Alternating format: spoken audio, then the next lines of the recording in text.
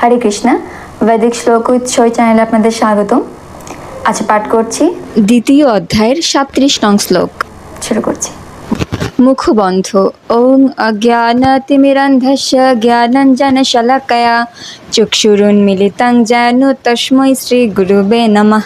শ্রীচৈতন্যমনঃভীষ্টং স্থাপিतं যেন ভূতলে স্বয়ং রূপः কদা মह्यं দদাতি স্বপদান্তিকं। বন্দেহং শ্রীগুরুশ্রীযুতপদকমलं শ্রীগুরুन् বৈষ্ণবাंश्च শ্রীরূপং সাগ্রজাतं সহগণ রঘুনাথান্বিतं तं সজীবं সাদ্বৈतं সাবধূतं পরিজনসহিतं কৃষ্ণ চৈতন্যদেবং শ্রীরাধাকৃষ্ণপাদান সহগণ ললিতা শ্রীবিশাখান্বিতাংশ্চ। হে কৃষ্ণ করুণা সিন্ধু দীনবন্ধু জগৎপতে গোপেশ গোপিকাকান্ত রাধাকান্ত নমস্তুতে। তপ্ত কাঞ্চন গৌরাঙ্গী রাধে বৃন্দাবনেশ্বরী বৃষভানুসুতে দেবী প্রণমামি হরিপ্রিয়ে। বঞ্চকল্পতরুভ্যশ্চ কৃপা সিন্ধুভ্য এব চ পতিতানাং পাবনেভ্যো বৈষ্ণবেভ্যো নমো নমঃ।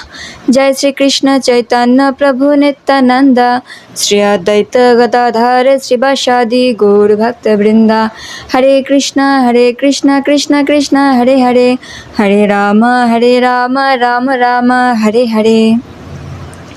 দ্বিতীয় অধ্যায় সাংখ্যযোগ, শ্লোক নং 37।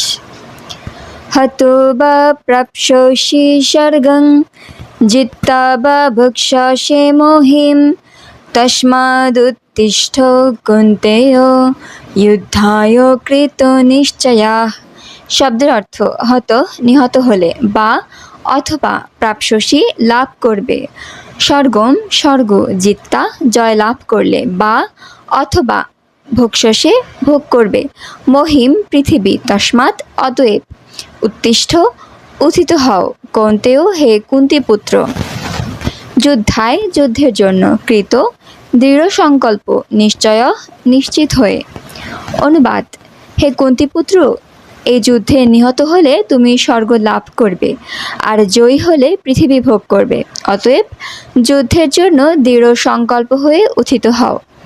তাৎপর্য: যুদ্ধে যদি অর্জুনের জয় সুনিশ্চিত নাও হতো, তবু সেই যুদ্ধ তাকে করতেই হতো, কারণ সেই যুদ্ধক্ষেত্রে নিহত হলেও তিনি স্বর্গলোকেই উন্নীত হতেন। হরে কৃষ্ণ। পাঠ করলাম দ্বিতীয় অধ্যায় সাংখ্যযোগ, শ্লোক নং 37। পরবর্তী শ্লোক নিয়ে আবার উপস্থিত হব। আজ এ পর্যন্তই। হরে কৃষ্ণ।